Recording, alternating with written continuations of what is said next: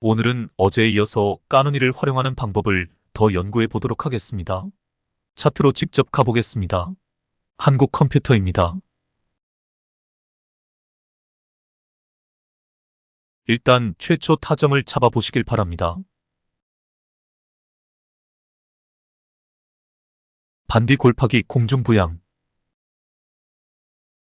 까누니가 정확한 타점이네요. 볼밴도 바닥에 붙었습니다.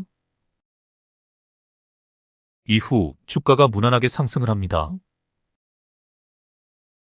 중간중간 까누니가 매수 타점을 잘 잡아주고 있습니다. 최초 상승에서 타점을 못 잡았다면 까누니를 이용해 타점을 잡으면 될 것 같습니다. 그리고 상승 추세에서 아주 중요한 점이 하나 보입니다. 공중부양선 아래로 가라앉지 않았기에 계속 끌고 갑니다. 왜냐하면 공중부양선은 일종의 지지선으로 작용을 하기 때문입니다. 이후 최고점에서 공중부양선 안으로 음봉 캔들이 들어옵니다.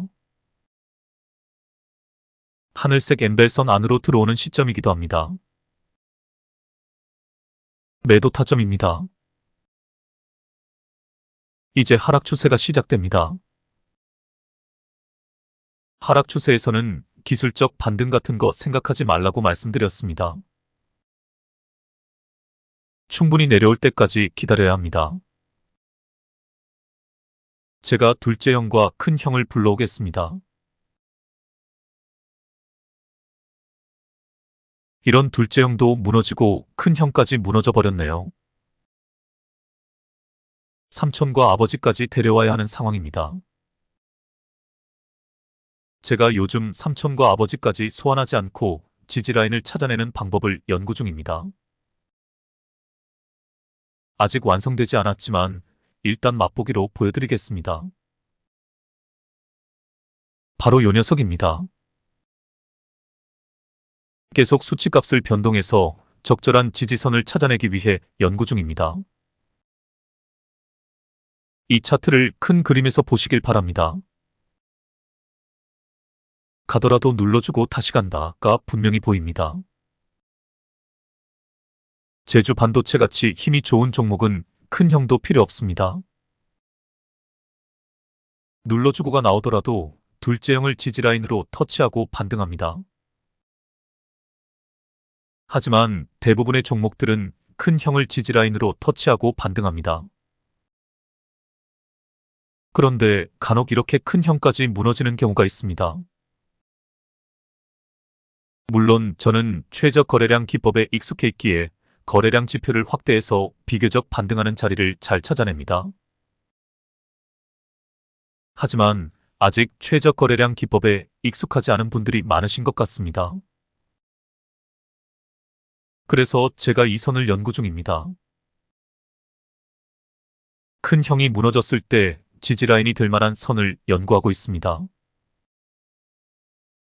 제가 연구하고 있는 선을 황금선이라고 일단 이름을 붙였습니다. 이 차트에서 황금선을 터치하고 반등하고 있습니다. 바로 뒤에 눌림이 다시 나올 때도 황금선 밑으로 살짝 내려왔다가 다시 반등하고 있습니다. 수치값을 변동해서 적절한 선의 위치를 찾아내려고 노력 중입니다. 또한 어떨 때는 경우에 따라서 이 황금선마저 무너지는 경우가 있습니다. 그러다가 저 바닥에 있는 검은 선, 제가 임시로 데드라인이라고 이름을 붙였습니다. 이 데드라인까지 주가가 내려오는 경우도 있습니다. 즉, 황금선이 무너지면 성급하게 반등의 자리를 찾지 말고 데드라인까지 기다려야 한다는 뜻입니다. 데드라인을 터치하고 반등하기도 합니다. 이것도 수치값을 계속 연구 중입니다. 완성되는 대로 알려드리겠습니다. 이 차트에서는 다행히 황금선까지는 무너지지 않았습니다. 그럼 이제 반등의 자리에서 까누니를 이용해 타점을 잡아보시길 바랍니다. 사실 가장 확실한 타점은 여기입니다. 왜냐하면 거래량이 급증했기 때문입니다. 하지만 까누니는 이미 그 이전에 반등의 신호를 여러 번 주고 있습니다. 그래서 까누니를 이용하면 반등하기 직전 타이밍에 타점을 잡을 수 있습니다. 이 정도에서 타점을 잡으면 좋을 것 같습니다. 이후 고점에서 윗꼬리 양봉 캔들이 두 개나 보입니다.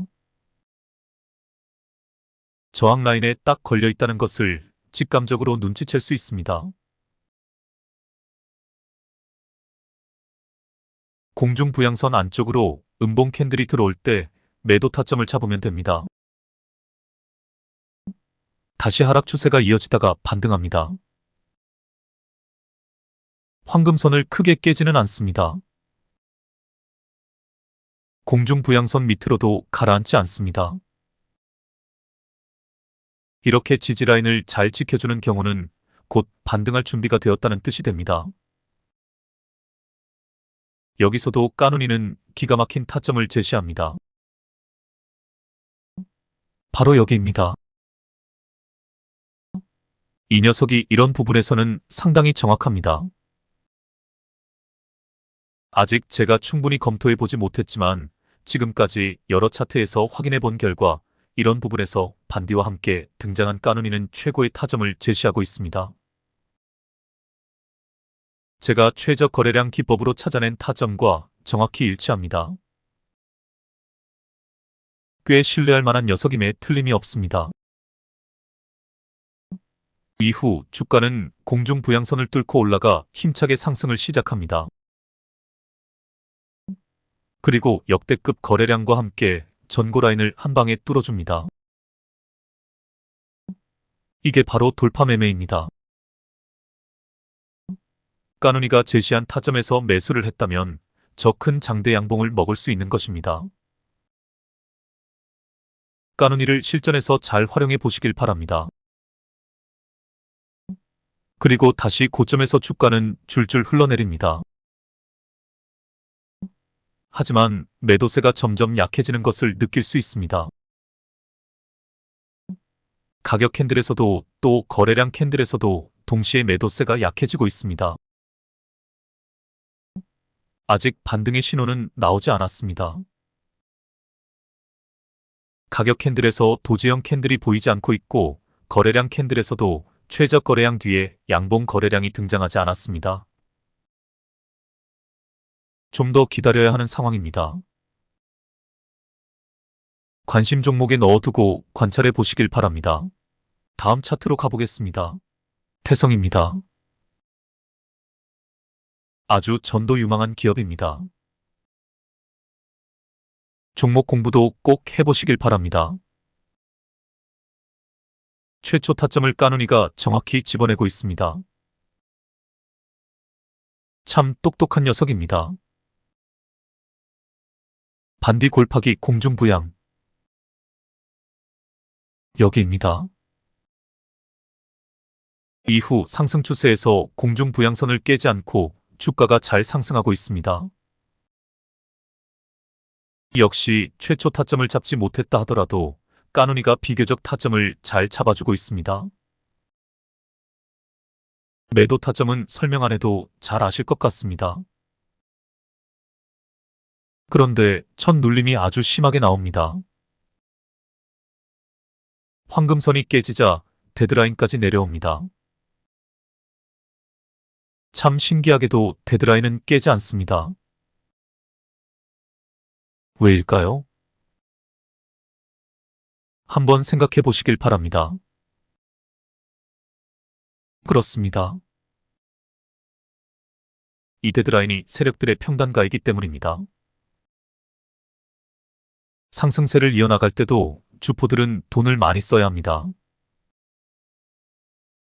그래서 세력들의 평단가가 조금씩 올라갑니다. 이 데드라인이 그 평단가를 지지해주고 있다고 보시면 됩니다. 2차 타점을 잡아보시길 바랍니다.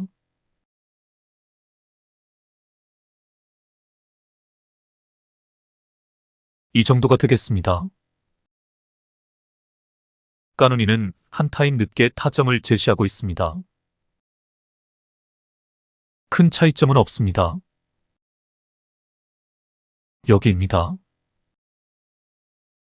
이후 매도 타점은 설명을 하지 않더라도 바로 보이실 것입니다. 이제 3차 타점을 잡아보시길 바랍니다. 여기가 되겠습니다. 이번에는 까누니가 타점을 잘못 잡았습니다. 반등의 신호가 나오지 않았는데 타점을 잡은 것입니다. 도지 캔들과 최저 거래량 뒤에 거래량 양봉에서 타점을 잡아야 합니다. 까누니가 100% 정확하지 않다는 것을 상기시켜줍니다. 이후 공중 부양선을 뚫고 올라가 쭉쭉 상승을 합니다.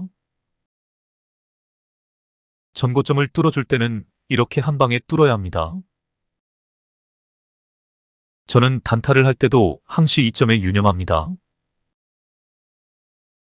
저는 단타를 할 때 주로 눌림목 매매 위주로 하지만 돌파 매매 자리가 보이면 과감히 진입하기도 합니다.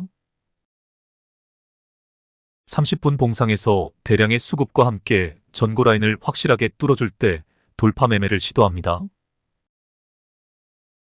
나중에 그러니까 한 1년 후쯤에는 아주 소액으로 단타 매매를 해보시길 바랍니다. 단타에서 눌림목 매매나 돌파 매매에 익숙해지면 일봉상에서 타점 잡는 것이 훨씬 더 쉬워집니다. 순발력만 있다면 타점에 대한 감각을 익히는데 사실 단타만큼 좋은 것이 없습니다. 하지만 분명히 말씀드렸습니다. 1년 후라고 이야기했습니다. 지금은 절대 단타하시면 안 됩니다. 패가망신의 지름길입니다. 다시 차트로 가보겠습니다. 역시 매도 타점은 설명드리지 않겠습니다. 설명드릴 것이 있네요. 공중 부양선 안쪽으로 들어올 때 양봉이 뜨더라도 미련을 갖지 말고 과감하게 매도해야 합니다.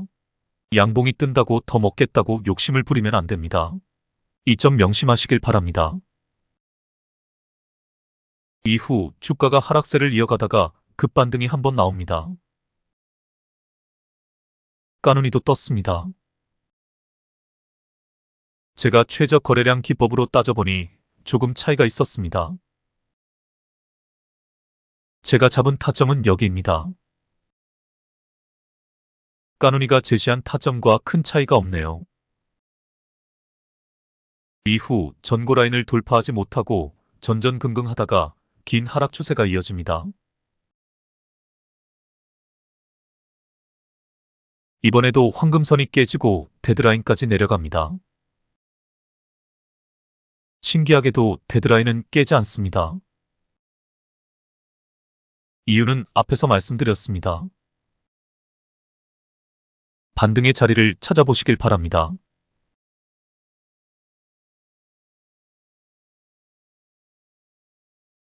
정확히는 여기입니다. 거래량이 볼벤 천정을 뚫고 나온 지점이기 때문입니다. 하지만 확실하게 까누니는 한 타임 앞에서 타점을 잡아줍니다. 의미가 있는 자리입니다. 왜냐하면 공중 부양선 위로 캔들이 올라왔기 때문입니다.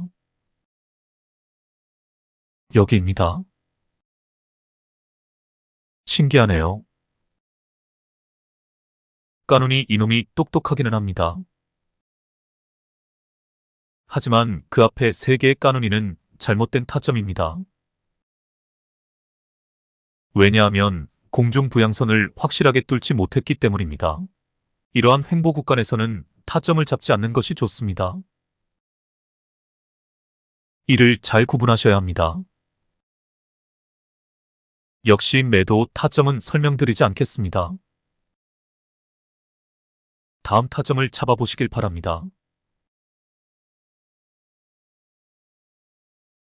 과대 낙폭 후에 까누니가 타점을 잘 잡아줍니다. 여기입니다. 선을 그어 놓으니 캔들이 잘 안 보이네요. 제가 선을 얇게 표시해 보겠습니다. 이렇게 하니 캔들이 잘 보입니다. 이 지점이 최저 거래량 다음에 거래량 양봉입니다. 최저 거래량 기법과 정확히 일치합니다. 이후 두 개의 음봉 뒤에 양봉이 등장합니다. 까누니가 정확한 타점을 또 잡아냅니다. 밑에 거래량 캔들을 보면 역시 최저 거래량 뒤 양봉입니다. 팔고 나갈 사람이 다 나가서 살 사람만 남은 자리입니다. 까누니도 최저 거래량 기법은 알고 있는 것일까요? 제가 어제 말씀드렸듯 까누니의 수식값, 그 원리가 최저 거래량 뒤 양봉이라고 말씀드렸습니다. 같은 원리로 만들어진 검색 신호입니다. 그래서 최저 거래량 기법과 비슷한 위치에서 타점을 잡아내고 있는 것입니다. 이후 매도 타점은 역시 설명드리지 않겠습니다. 이번에는 급락이 나옵니다. 이 부분은 제가 여러 번 설명을 드렸습니다. 주가가 무거워지면 주가를 더 끌어올리기 위해서는 돈을 2배로 써야 합니다. 그래서 자전거래로 개미들의 투매를 유도하여 주가를 의도적으로 하락시킨 후에 다시 주가를 끌어올리는 전략을 쓰는 것입니다. 이후 타점도 까누니가 정확히 잡아냅니다. 이번에는 반디들까지 잔뜩 떠서 의심의 여지가 없는 타점입니다. 하지만 더 치고 가지 못하고 흘러내리네요. 오늘도 전고점을 돌파하지 못하고 줄줄 흘러버렸네요. 원인은 수급입니다. 전고점을 돌파하기 위해서는 전고점이 형성된 시점에 발생한 거래량에 상응하는 매수세가 들어와야 한다고 말씀드렸습니다. 이제 여기서 주가가 더 밀리는 경우도 발생할 수 있습니다. 조심해야 하는 구간입니다. 여하튼 더 치고 가기 위해서는 엄청난 매수세가 들어와야 합니다. 대규모 수주 계약이라든가 대기업과의 협업 같은 뉴스가 등장하면 매수세가 몰려 한 방에 뚫어주는 경우도 있습니다. 하지만 그렇지 않을 경우 전고점을 돌파하는 것이 쉽지 않아 보입니다. 다음 종목으로 가보겠습니다. 반도체 장비주이면서 CXL 대장주인 네오셈입니다. 종목 공부는 각자 해보시길 바랍니다. 차트로 가보겠습니다. 앞서 보았던 태성과는 많은 차이점이 보이는 차트입니다. 일단 고점까지 직행하는데 거의 눌림이 없이 바로 치고 나갔습니다. 일명 스파이더 패턴입니다. 이런 경우는 하늘색 엠벨선을 거의 깨지 않고 가기 때문에 저점에서 타점을 잡았다면 쭉 끌고 가는 것이 좋습니다. 일단 최저점에서 타점을 잡아보시길 바랍니다. 그렇습니다. 거래량이 급증하는 지점입니다. 여기입니다. 이후 공중 부양선을 거의 깨지 않고 주가가 무난하게 상승을 합니다. 까누니가 타점으로 잡은 곳을 표시해 보겠습니다. 거의 완벽한 타점들입니다.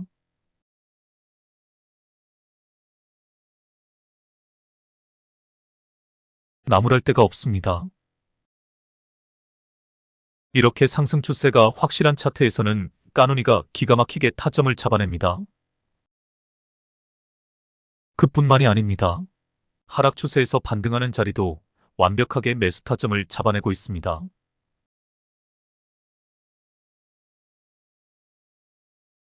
제가 또 표시를 해보겠습니다. 다시 봐도 완벽합니다. 제가 찾아낸 수식값이지만 다시 봐도 신기할 따름입니다. 이렇게 정리해 보겠습니다. 상승 추세가 확실한 종목에서는 그냥 까누니를 믿고 타점을 잡아도 무리가 없다. 아직 충분히 검증되지 않았기에 단주로 많이 실험해 보시길 바랍니다. 다음 종목으로 가보겠습니다. 제가 어제 소개하려다 못한 종목인데 오늘 급등이 나와버렸네요. 다보링크입니다. 이거 말고도 가온칩스, 베셀을 어제 소개하려고 했는데 모두 오늘 상한가에 가버렸네요. 하지만 충분히 눌림이 나오고 나서 다시 잡을 수 있는 종목들입니다. 종목 공부를 철저히 해두시길 바랍니다. 먼저 다보링크 차트를 보겠습니다. 최초 타점에서는 까누니가 안 보이네요. 여기가 역시 최초 타점이 되겠습니다. 제가 이런 종목을 찾는 검색식을 만들 때 활용해 보시라고 힌트를 드린 적이 있습니다. 제가 50봉 신고 거래량이란 힌트를 드린 적이 있습니다. 이 조건을 가지고 모멘텀이 확실한 이런 종목을 잡으면 최고의 수익률을 낼 수 있습니다. 저번에 제가 소개한 조건 검색식을 잘 활용하시는지 모르겠습니다. 저는 제가 관리하는 종목만 300개가 넘어 이거 관리하기도 힘들어 제가 드린 조건 검색식을 활용을 못하고 있습니다. 조건 검색식 검증도 꾸준히 해주시길 바랍니다. 1년 후에 모든 자료를 모아 전자책으로 발행할 예정입니다. 다들 매매일지를 쓰면서 자료를 차근차근 정리해 두시길 바랍니다. 이 책의 저자는 집단지성이라고 말씀드린 적이 있습니다. 그리고 수익 배분도 공평하게 할 것이라고 말씀드렸습니다. 다시 차트로 가보겠습니다. 최초 타점에서 진입했다면 공중 부양선이 깨지지 않기에 계속 끌고 갑니다. 단기 최고점에서 음봉이 뜰 때 매도해야 합니다. 공중 부양선은 물론이고 하늘색 엠벨선과도 이격이 많이 벌어졌기 때문입니다. 이후 주가가 약하락하다가 보합세를 유지합니다. 이렇게 1차 상승 이후 큰 눌림이 없이 보합권을 유지하다가 다시 급상승하는 종목도 종종 나옵니다. 보합권을 가만히 보시면 U자형 패턴으로 조금씩 상승하고 있습니다. 반디들이 떼거지로 등장합니다. 긴장해야 합니다. 역시 까누니가 기가 막힌 타점을 잡아냅니다. 까누니가 없다면 거래량이 급증하는 지점에서 타점을 잡아야 합니다. 꼭 볼벤 천정을 뚫지 않더라도 이 정도 타이밍이 좋습니다. 공중 부양선을 뚫고 올라오는 지점이기 때문입니다. 까누니는 이보다 한 타임 앞에서 타점을 잡았네요. 큰 차이는 없습니다. 이후 매도 타점은 설명 안 해도 그냥 눈에 들어옵니다. 매도 후에 이 종목은 급등락을 반복하며 박스권을 유지하고 있습니다. 보합권을 유지하다가 전고 돌파에 실패하고 급락이 나옵니다. 전고 돌파가 실패하면 어김없이 급락이 나온다는 것을 기억해 두시길 바랍니다. 이유는 제가 충분히 설명했습니다. 이 차트에서도 투매를 유도하는 과대 낙폭이 등장합니다. 그래서 전고점을 뚫지 못하고 전전긍긍할 때는 매매를 하지 않는 것이 상책입니다. 하지만 낙주 매매 귀신이라면 상황이 달라집니다. 여기서 낙주 매매에 대한 팁을 하나 드리도록 하겠습니다. 저도 심장이 떨려 낙주 매매를 잘 못합니다만 원리는 이해하고 있습니다. 급락이 나온 날 제가 선을 하나 그어보겠습니다. 파란 선이 과대 낙폭이 나온 날입니다. 그런데 거래량이 엄청납니다. 이게 무엇을 뜻하는 것일까요? 거래량이 없이 급락이 나왔다면 어떤 기관이나 연기금에서 그냥 수익 실현 매물을 던진 것으로 해석할 수 있습니다. 하지만 거래량이 엄청나게 발생하면서 급락이 나온 것은 세력들의 자전거래와 개인들의 투매가 결합된 결과입니다. 자전거래로 개미들에게 겁을 주고 매도 물량이 쏟아져 나오자 이것을 세력들이 다 받아먹은 것입니다. 결국 이런 현상이 발생하면 바로 다음날 저렇게 급등을 시켜버립니다. 거래량 없이 말이지요. 겁을 먹은 개미들이 따라붙지 못하자 거래량 없이 가볍게 주가를 끌어올린 것입니다. 정말 세력들은 약은 놈들입니다. 낮은 가격에 물량을 받아먹고 돈을 안 들이고 주가를 끌어올린 것입니다. 이러한 과대 낙폭의 특성을 알고 가볍게 주가가 올라갈 때 같이 따라가서 먹고 빠지는 것이 바로 낙주매매입니다. 저도 원리는 알고 있으나 실전에서는 잘 안 되더군요. 세력들에게 하도 당한 것이 많아 트라우마로 남아있어서 그런 것 같습니다. 이 트라우마를 극복해야 저도 낙주매매 귀신으로 거듭날 수 있을 것 같습니다. 여하튼 이런 현상이 나오면 한 번 더 급등이 나온다는 것을 기억하시길 바랍니다. 이 차트에서도 주가를 원상태로 돌려놓고 나서 살짝 눌림을 준 후 다시 급등을 시켜버립니다. 아주 자주 나오는 패턴입니다. 잘 기억해 두시길 바랍니다. 제가 표시를 해보겠습니다. 저런 거를 먹을 줄 알아야 진짜 고수가 될 수 있습니다.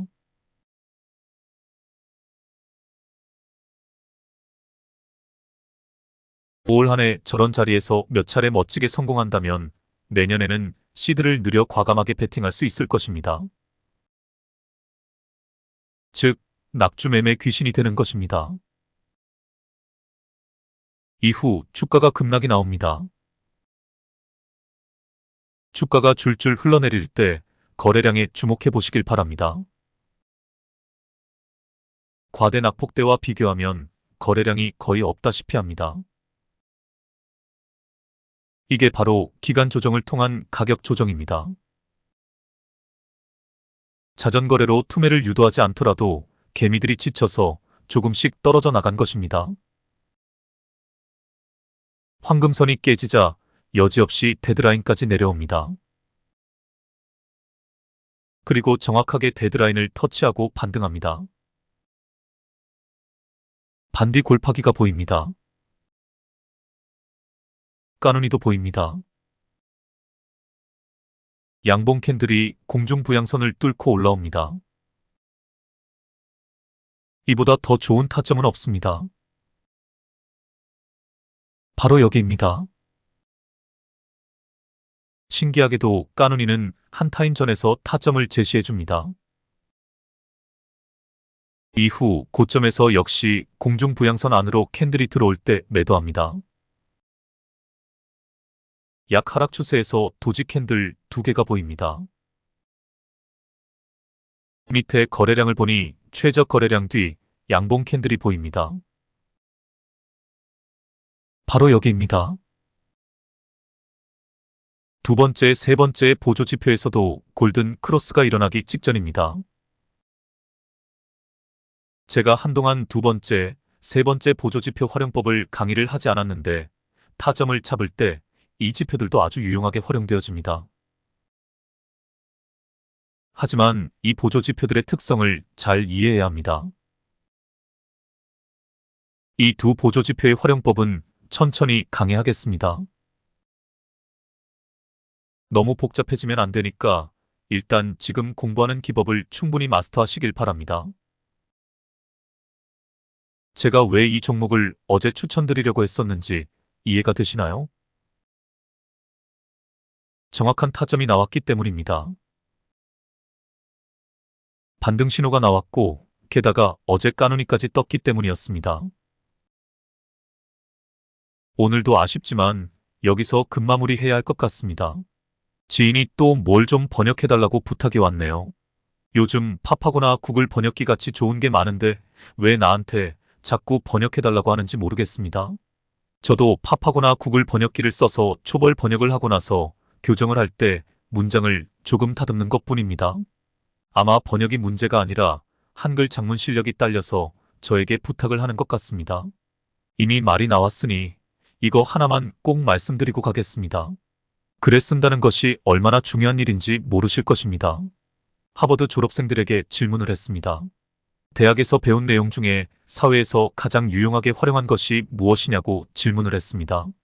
놀랍게도 응답자의 80%가 작문 실력이라고 대답했다고 합니다. 앞으로 1인 출판 시대가 열립니다. 인간은 언어가 없으면 소통 자체를 할 수 없는 동물입니다. 동물들은 주로 텔레파시로 교감을 한다고 합니다. 물론 아주 기본적인 언어를 쓰는 동물들도 있지만 돌고래는 고주파로, 코끼리는 저주파로 서로 교감을 한다고 합니다. 인간만이 언어라는 특수한 교감 장치를 가진 동물입니다. 언어에는 그 언어를 쓰는 사람들의 사고방식과 사상과 철학이 녹아 있습니다. 간단한 예를 들어보겠습니다. I love you와 사랑해. 내 차이점이 뭘까요? 영어 I love you에서는 주체와 객체가 분명히 구분되어 있습니다. 나는 나이고 너는 너이다라는 개인주의적인 사고방식이 전제되어 있습니다. 하지만 우리말 사랑해 에서는 주체와 객체는 없어지고 사랑한다는 동사적 표현만 남아 있습니다. 어느 것이 우주적 진실에 가까운 것일까요? 우리가 흔히 에고 혹은 자아라고 하는 것이 진짜 존재하는 것일까요? 제가 경험해보니 그런 거 없습니다. 고정적 실체로서 존재하는 것은 이 세상에 아무것도 없습니다. 모든 것이 변하고 모든 것이 흘러가고 모든 것이 순환할 따름입니다. 양자물리학에서 고정적 실체인 것처럼 보이는 것도 실은 다 파동이라는 것을 이미 밝혀냈습니다. 끊임없이 변화하고 순환하는 것이 우주 생성의 원리입니다. 고정적 실체로서 자아나 에고도 허상이란 뜻입니다.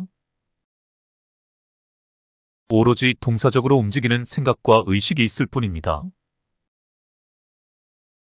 어느 날 문득 낮잠에서 깨어나서 자의식이 돌아오기 전에 멍한 상태가 있습니다. 일체의 자아 개념이 사라진 멍한 상태, 그것이 바로 우주 근원의 자리입니다. 무념무상, 색즉시공, 공즉시색의 자리입니다. 장자의 호전몽의 자리입니다. 예수님이 나와 하나님은 둘이 아니다라고 말한 의미입니다.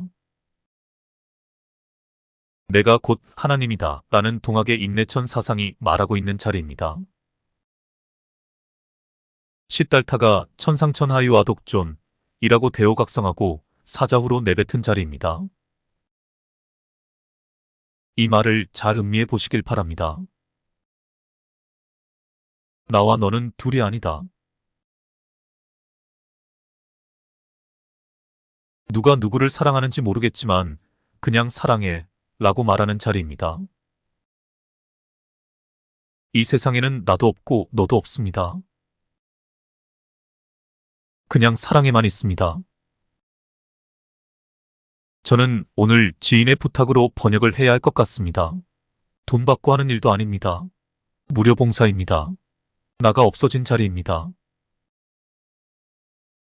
그냥 하는 겁니다.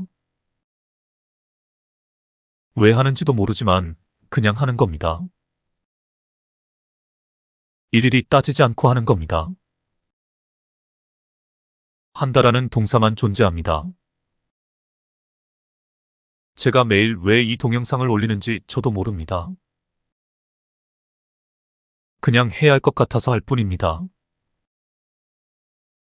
무목적성이야말로 인간이 할 수 있는 가장 아름다운 행위입니다. 오늘은 이것으로 마치겠습니다. 편한 밤 되시길 기원합니다.